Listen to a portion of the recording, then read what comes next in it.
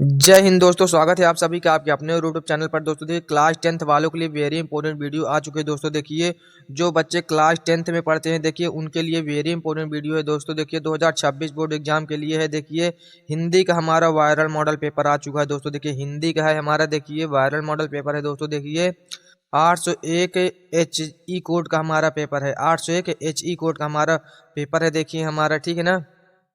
तो चलिए शुरू करते हैं। शुरू करने से पहले बता दो दोस्तों, अगर आप लोग चैनल में नए हैं तो चैनल को प्लीज़ सब्सक्राइब कर दीजिए और वीडियो को लाइक कर दीजिए, ताकि हमारा भी मनोबल बढ़ता रहे, ठीक है ना। और अपने दोस्तों के पास वीडियो को शेयर कर दीजिए ताकि उन लोगों को भी वीडियो मिल सके, ठीक है ना। तो चलिए शुरू करते हैं। देखिए सबसे पहले आप लोगों को यहाँ देखिए, यहाँ पे अनुक्रमांक नंबर लिखना होगा, ठीक है ना। अनुक्रमांक नंबर यानी कि आप लोगों को रूल नंबर यहाँ पे लिखना होगा। आप लोगों को जो रूल नंबर होगा आप लोगों को यहाँ पे लिखना होगा, ठीक है ना।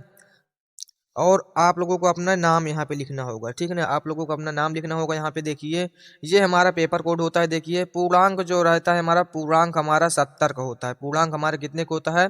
पूर्णांक हमारा 70 का होगा, ठीक है ना। पूर्णांक हमारा 70 का होगा। समय जो रहता है हमारा, समय रहता है हमारा 3 घंटे 15 मिनट। समय हमारा 3 घंटे 15 मिनट रहता है। देखिए 15 मिनट जो प्रारंभ के होते हैं, 15 मिनट परीक्षार्थियों को प्रश्न पत्र पढ़ने के लिए निर्धारित समय होते हैं। जो प्रारंभ के 15 मिनट होते हैं उसमें आप लोगों को पेपर को आराम से पढ़ना है, अच्छे तरीके से आप लोगों को पेपर को पढ़ना है। उसके बाद पेपर को सॉल्व करना है, ठीक है ना।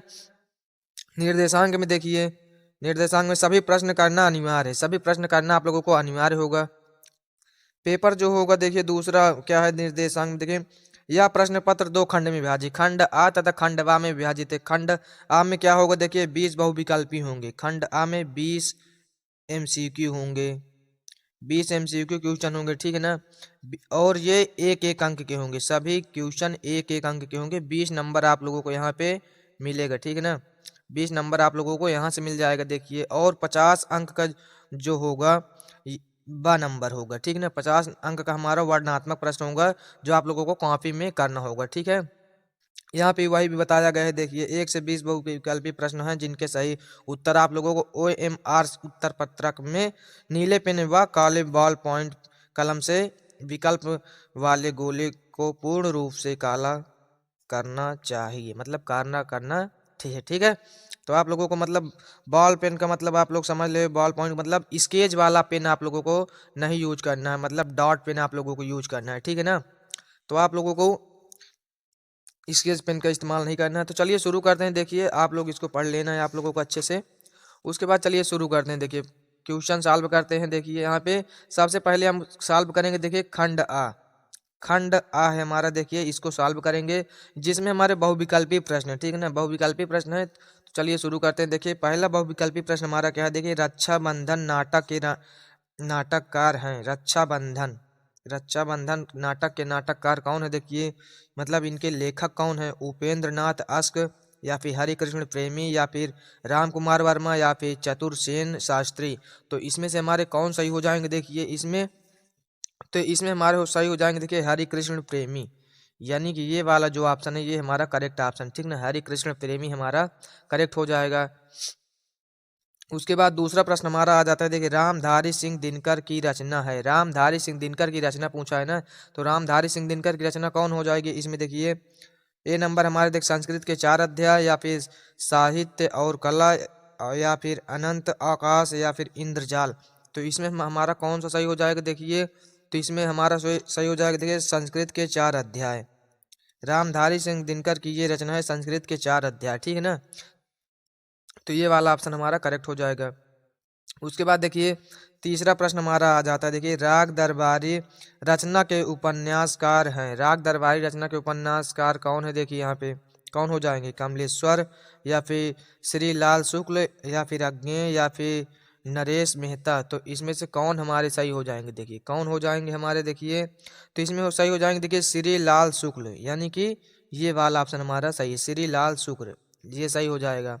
उसके बाद देखिए अगला हमारा आ जाता है। चौथा नंबर प्रश्न हमारा है शुक्ल युग के अन्य नाम कौन से हैं? शुक्ल युग को अन्य नाम मतलब और दूसरे नाम से किस युग से, मतलब किस नाम से जाना जाता है? देखिए प्रसाद युग, प्रेमचंद युग, छायावाद युग, इनमें से कोई नहीं। तो किस नाम से जाना जाए तो देखिए, तो इनमें से कोई नहीं जाना जाता, मतलब ये जो नाम बताए गए हैं इन सभी गलत हैं, इनमें से कोई नहीं जाना जाता। तो हमारा ये वाला ऑप्शन करेक्ट हो जाएगा, ठीक है ना। उसके बाद 5 नंबर प्रश्न हमारा जाता है, विष्णु प्रभाकर किस युग के कहानीकार हैं? किस युग के कहानीकार पूछा गया है, मतलब ये विष्णु प्रभाकर जो हैं ये किस युग के कहानीकार हैं? देखिए, भारतेंदु युग के हैं या फिर छायावादी युग के, द्विवेदी युग के, या फिर इनमें से कोई नहीं। तो ये किस युग के हैं? तो ये भारतेंदु युग के भी नहीं हैं, छायावादी युग के भी नहीं हैं, द्विवेदी युग के भी नहीं है। तो यानी कि ये हमारा करेक्ट है, ये इनमें से कोई नहीं। तो ये वाला ऑप्शन हमारा सही है, ठीक है ना। उसके बाद 6 नंबर हमारा आ जाता है, भाव विलास के रचनाकार हैं। भाव विलास के रचनाकार कौन हो जाएंगे? देखिए, केशवदास या फिर देव या फिर पद्माकर या फिर मतीराम। तो भाव विलास किसकी रचना है? वो देव की है। ये वाला ऑप्शन हमारा करेक्ट हो जाएगा, देव की है, ठीक है ना। उसके बाद 7 नंबर क्वेश्चन हमारा आ जाता है, प्रयोगवादी काव्य की विशेषता है। प्रयोगवादी काव्य की विशेषता क्या है? चित्रमयी कल्पना की प्रधानता होती है, या फिर रूढ़ियों के प्रति विद्रोह, या फिर प्राकृतिक वर्णन, या फिर अश्रद्धाओं की प्रशंसा। तो क्या होता है देखिए इसमें, तो इसमें हमारा होता है देखिए रूढ़ियों के प्रति विद्रोह, यानी कि ये वाला ऑप्शन हमारा करेक्ट हो जाएगा, ठीक है ना। तो ये सही हो जाएगा देखिए हमारा। उसके बाद देखिए अगला हमारा आ जाता है, देखिए यहाँ पे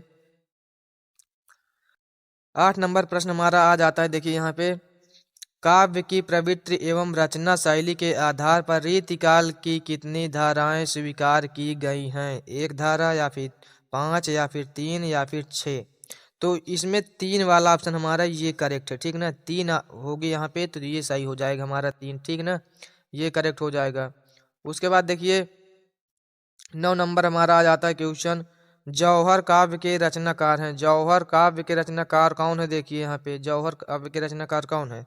श्याम नारायण पांडे, या फिर राम नरेश त्रिपाठी, या फिर सुमित्रानंदन पंत, या फिर धर्मवीर भारती। तो कौन सही हो जाएंगे? देखिए यहाँ पे, तो इसमें हमारे कौन सही हो जाएंगे? आप लोग जो क्वेश्चन का आप लोगों को आंसर पता है तो आप लोग कमेंट करके बताते भी रहिए, ठीक है ना।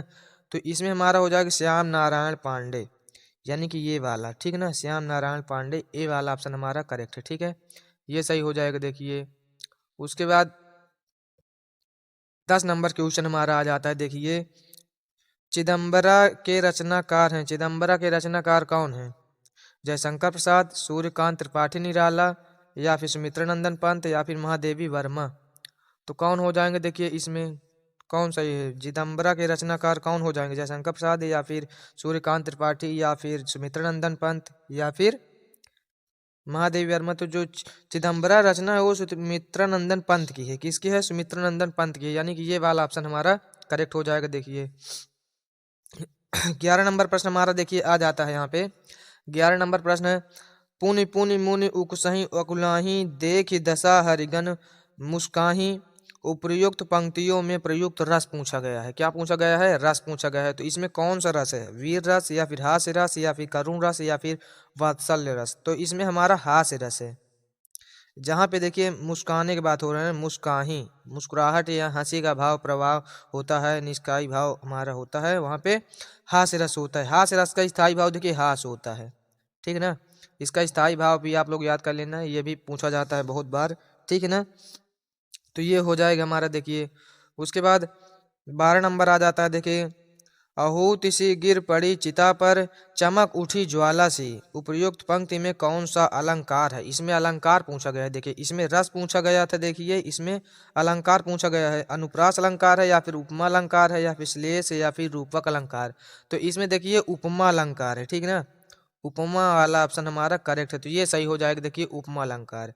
उसके बाद देखिए अगला क्वेश्चन हमारा आ जाता है, देखिए 13 नंबर प्रश्न हमारा जाता है, दोहा छंद का ठीक उल्टा छंद कौन सा है? दोहा छंद का उल्टा क्या है? चौपाई है, या फिर रोला, या फिर सोरठा, या फिर बैरवै।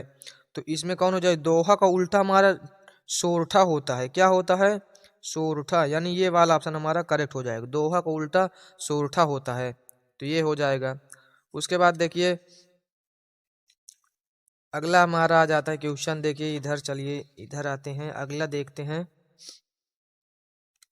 14 नंबर प्रश्न हमारा आ जाता है, देखिए, अनुरूप शब्द में प्रयुक्त उपसर्ग है। अनुरूप शब्द में उपसर्ग क्या होगा देखिए, अ होगा या फिर अन होगा या फिर अनु होगा या फिर रूप होगा। तो अनुरूप जो होगा, अनुरूप देखिए ऐसे लिखा जाएगा, देखिए अनुरूप, तो यानी कि उपसर्ग हमारा ये है, ठीक ना। अनुरूप, अनुरूप हमारा ये वाला सी नंबर हमारा करेक्ट है, ठीक है। उसके बाद देखिए 15 नंबर क्वेश्चन हमारा आ जाता है, देखिए रामकृष्ण में कौन सा समास है। रामकृष्ण में कौन सा समास है, देखिए यहाँ पे रामकृष्ण में कौन सा समास है। अव्ययी भाव समास, द्वंद्व समास, या फिर कर्मधारय समास, या फिर तत्पुरुष समास।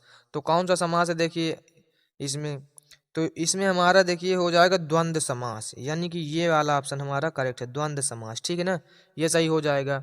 उसके बाद अगला आ जाता है हमारा, देखिए 16 नंबर प्रश्न आ जाता है, वीर समीर बयार पर्याय हैं। पर्याय मतलब पर्यायवाची, ठीक है ना। ये किसके पर्यायवाची हैं, सूर्य के या फिर तारों के या फिर हवा के या फिर बादल के। तो देखिए वायु समीर बयार, मतलब हवा को बोला जाता है भाई, देखिए ठीक है ना।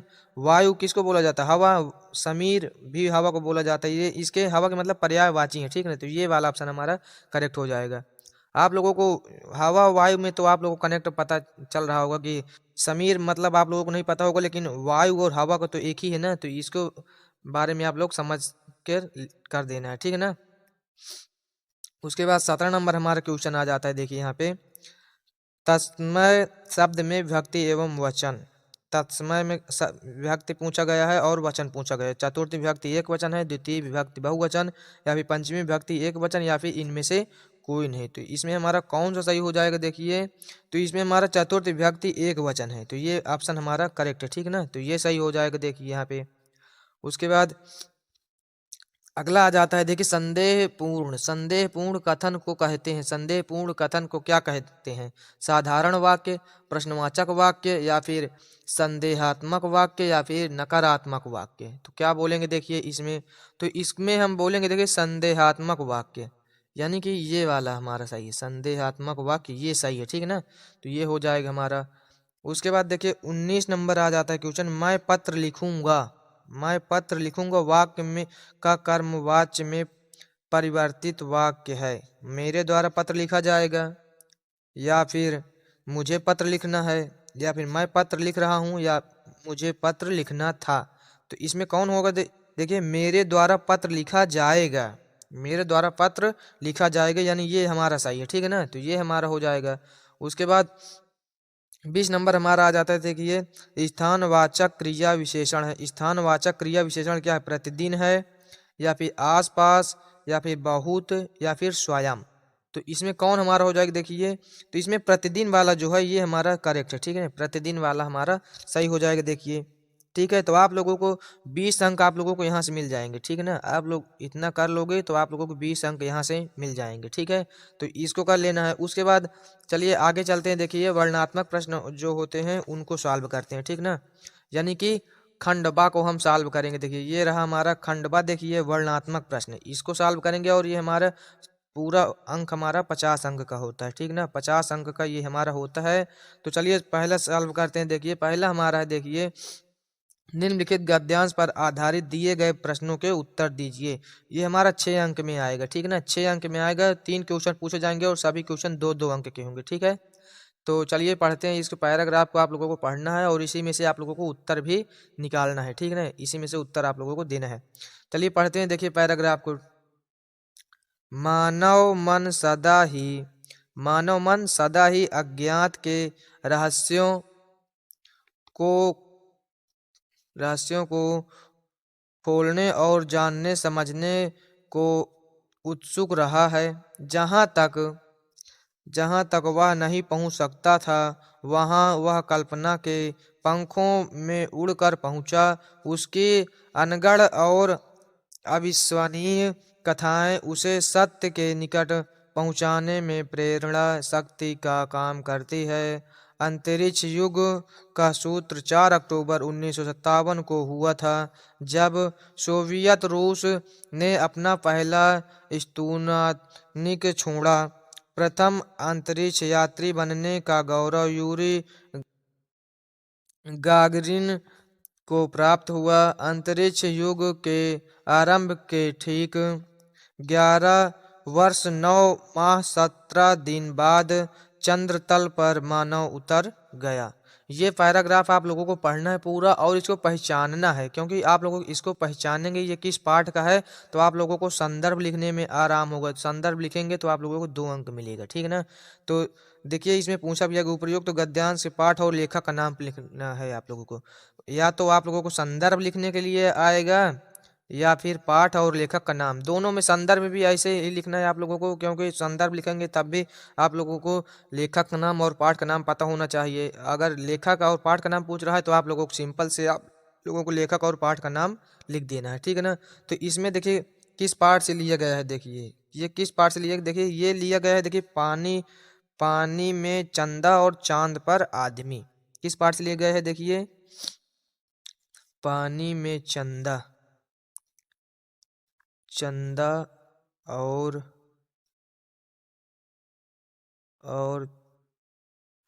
चांद पर आदमी, ये किस पाठ से लिया गया, पानी में चंदा और चांद पर आदमी, इस पाठ से ये लिया गया है देखिए। और इसके लेखक कौन है, इसके लेखक कौन है, देखिए यहाँ पे इसके लेखक जो हैं कौन हो जाएंगे, जयप्रकाश भारती, जयप्रकाश जयप्रकाश भारती जयप्रकाश भारती जी हैं। तो ये हमारा इतना आप लोगों को करना है, सिर्फ आप लोगों को 2 अंक आप लोगों को यहाँ से मिल जाएगा, ठीक है, 2 अंक आप लोगों को यहाँ से मिल जाएगा। उसके बाद रेखांकित अंश की व्याख्या आप लोगों को कर देना है। रेखांकित अंश की व्याख्या आप लोगों को इतने में जितने में अंडरलाइन होगा, ठीक है, जहाँ तक अंडरलाइन होगा आप लोग उसको पढ़कर उसी अपने भाषा में उसको कन्वर्ट करके, मतलब अपने भाषा में आसान भाषा में आप लोगों को व्याख्या कर देना है। आप लोगों को 2 अंक आप लोगों को यहाँ से मिल जाएगा, ठीक है। उसके बाद एक क्वेश्चन पूछा जाएगा, देखिए प्रथम अंतरिक्ष यात्री कौन था, प्रथम अंतरिक्ष यात्री कौन था। यहाँ पे देखिए अभी हमने इस पैराग्राफ में पढ़ा भी है, देखिए प्रथम अंतरिक्ष यात्री कौन था, देखिए यहाँ पे कौन था, यहाँ पे देखिए प्रथम,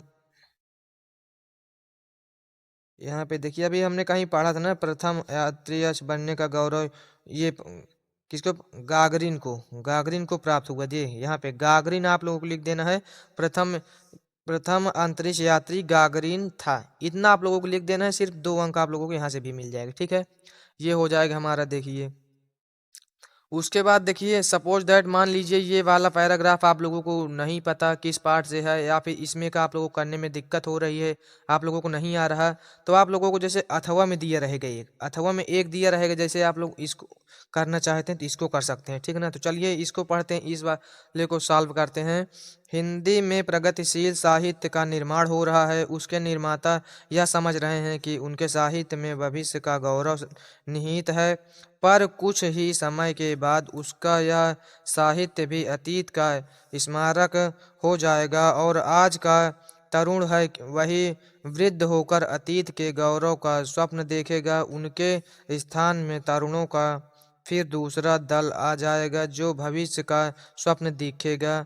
दोनों के ही स्वप्न सुखद होते हैं, क्योंकि दूर के ढोल सुहावने होते हैं, दूर के ढोल सुहावने होते हैं। आप लोगों ने पाठ तो पढ़ा होगा, देखिए ये किस पाठ का है, ये किस पाठ का है, देखिए क्या लिखूं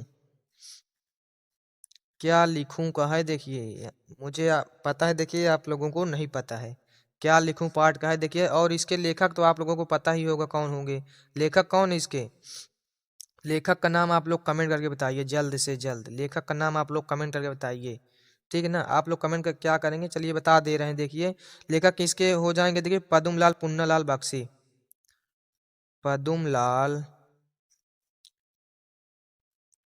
पुन्नालाल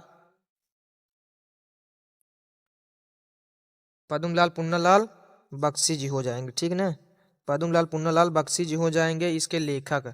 उसके बाद आप लोगों को व्याख्या कर देना है, देखिए 2 अंक आप लोगों को यहाँ से मिल जाएगा, ठीक है ना, 2 अंक आप लोगों को यहाँ से मिल जाएगा। उसके बाद दूर के ढोल सुहावने होते हैं का तात्पर्य स्पष्ट कीजिए, दूर के ढोल सुहावने होते हैं तो इसका आप लोगों इसी में पढ़कर आप लोगों को इसका स्पष्ट कर देना है, तात्पर्य इसका स्पष्ट करना है, ठीक है ना, आप लोग कर देना।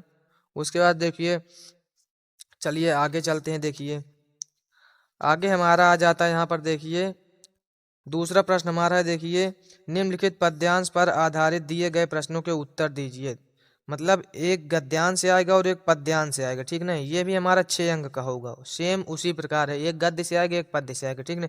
चरण कमल बंदो हरिराई, जाकी कृपा पंगु गिरलंघ है, अंधे को सब कुछ दर्शाई, बहिरों सुन गूंग पुनि बोले, एक रंक चल सिर छत्र धराई, सूरदास स्वामी करुणा मैं बार बार बंदो तिहि पाई। ये किस पैराग्राफ से लिया गया है, यानी कि ये श्लोक मतलब ये पद्यांश कहाँ से लिया गया है। ये देखिए मैं बता दूं, देखिए ये पद का है, पद का है, ठीक है ना। और ये सूरदास जी का है, सूरदास। यहाँ पर देखिए लिखा भी है सूरदास, आप लोगों को पहचानने का ट्रिक देखिए, सूरदास लिखा है यहाँ पे, साफ साफ लिखा है, तो आप लोग यहाँ से भी पहचान सकते हैं कि ये पद है सूरदास जी का, ठीक है ना। संदर्भ में आप लोगों को लिख देना है, 2 अंक आप लोगों को यहाँ से मिल जाएगा। रेखांकित अंश की व्याख्या आप लोगों को कर देना है, देखिए, ठीक है ना, 2 अंक आप लोगों को यहाँ से मिल जाएगा, ठीक है। अगर आप लोग रेखांकित अंश की व्याख्या नहीं कर पाते हैं तो आप लोगों को बताना है कमेंट करके, मैं आप लोगों को करवा दूंगा, ठीक है ना। उसके बाद देखिए प्रश्न आ जाता है तीसरा, बार बार बंदों तिहि पाई, पंक्ति में कौन सा अलंकार है। इसमें अलंकार पूछा गया है, ठीक ना। तो इसमें कौन सा अलंकार है, देखिए तो इसमें अनुप्रास अलंकार है। कौन सा अलंकार है, अनुप्रास, अनुप्रास अलंकार है, ठीक है ना। तो ये हमारा हो जाएगा, 2 अंक आप लोगों को यहाँ से भी मिल जाएगा, ठीक है।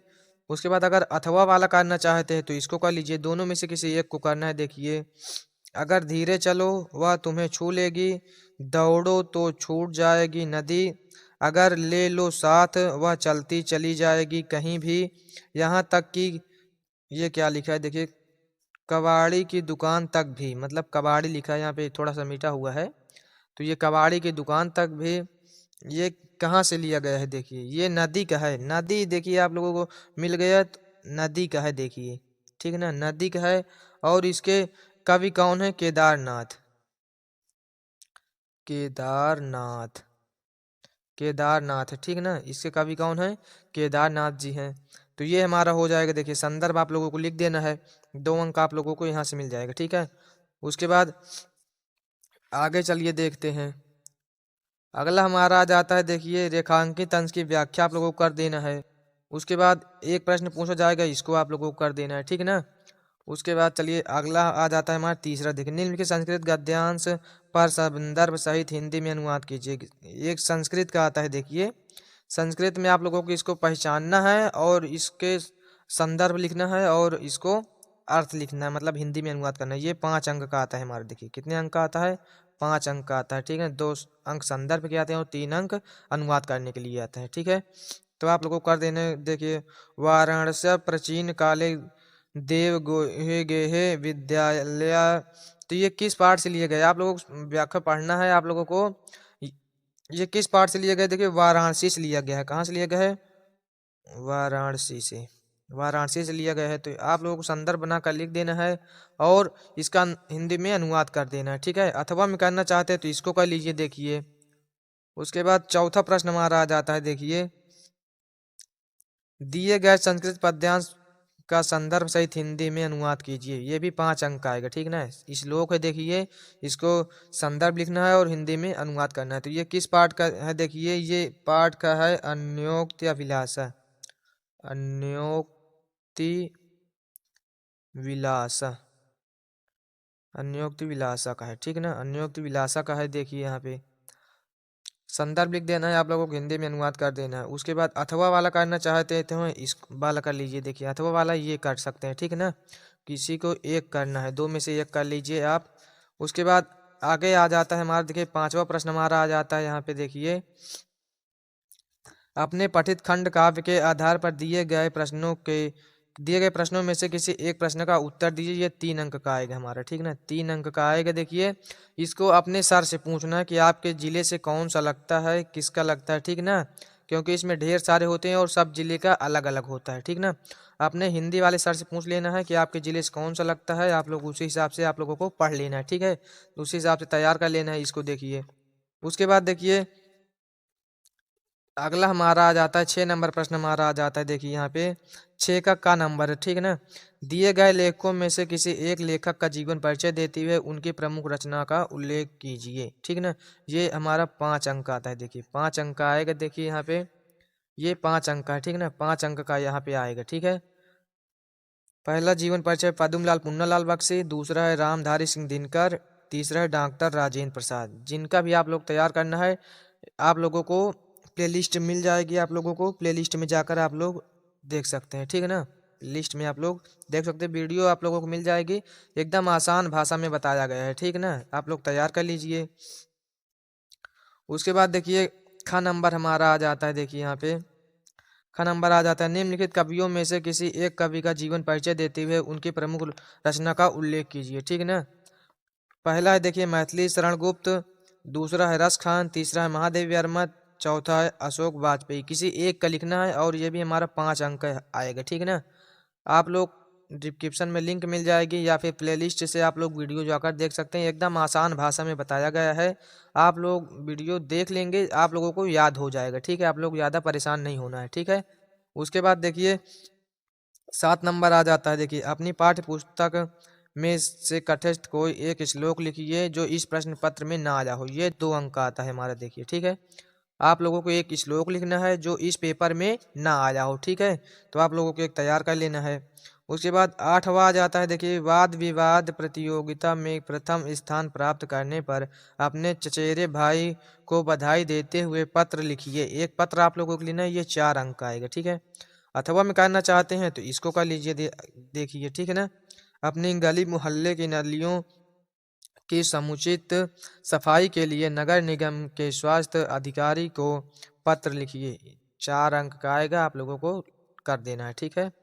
उसके बाद 9 नंबर हमारा आ जाता है। निम्नलिखित प्रश्नों में से किसी 2 प्रश्नों का उत्तर देना है। आप लोग 2 देना है और इसमें परेशान नहीं होना है आप लोग, क्योंकि ये एक एक अंक का आता है, ठीक है ना। एक एक अंक का आता है, 2 अंक के आते हैं। आप लोगों को पढ़ लेना है, सिर्फ आप लोगों को आ जाएगा, ठीक है। आप लोगों को तैयार कर लेना है। उसके बाद देखिए अगला हमारा आ जाता है।